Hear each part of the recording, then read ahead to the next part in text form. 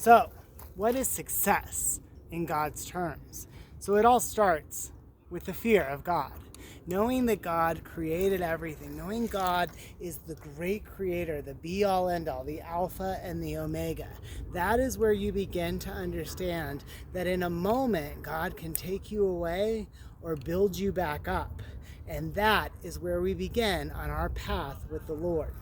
Once you fear the Lord and you understand the power that God truly has, the next step is loving God, is realizing that this great creator of the world loves you and wants a deep personal relationship with you. And from there, you begin to deepen that relationship. It only goes as far as you want to. The more you pray with God, the more you study His Word, the more that you follow His path and the path of His Son. And then you trust Him. The more that you begin to love Him, the more that things become deeper, the more you begin to rely on God in good times and in bad, for the little things and for the big. There's 3 men in the Bible who I think really exemplify each of these qualities. So first is going to be in Genesis with Noah. Noah building the ark, right? We know that Noah knew God's power because when everyone else was laughing and joking around, Noah was going to work, working really hard, hammering away, because you knew that you had to build the boat before the rain fell. He understood the great power that our Creator, our El Shaddai, our Adonai, has.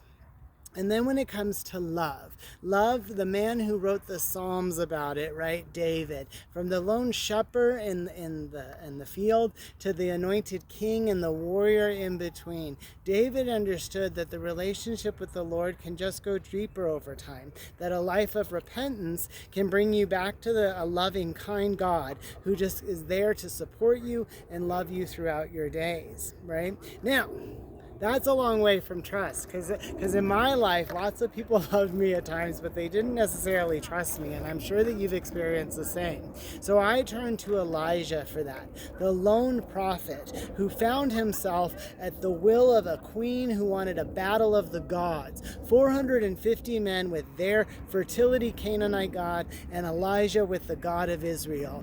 Elijah knew the things that Noah and David knew as well. He knew the power of God. He knew that when he prayed to his God, fire would rain down, and that competition would be his and God in God's honor.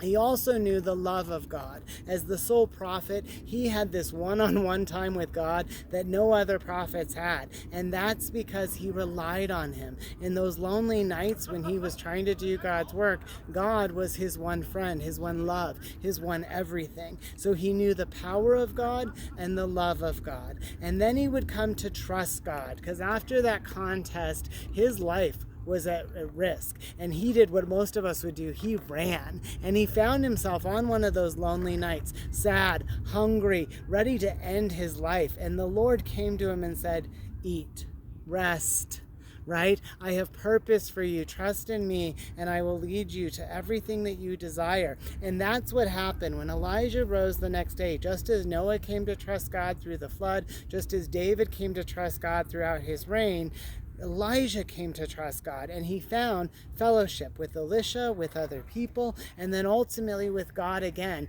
who returned to be with his Elijah. So, fear of the Lord, loving God, and trusting God. These are what God tells us is how we find success on God's terms, through God's eyes. And that's the success we want. We don't want to be finding it on our own terms. Our own terms are finite and silly. God's are eternal and abundant. So hope you're having a beautiful Sunday, and this is me chatting at Cheesman.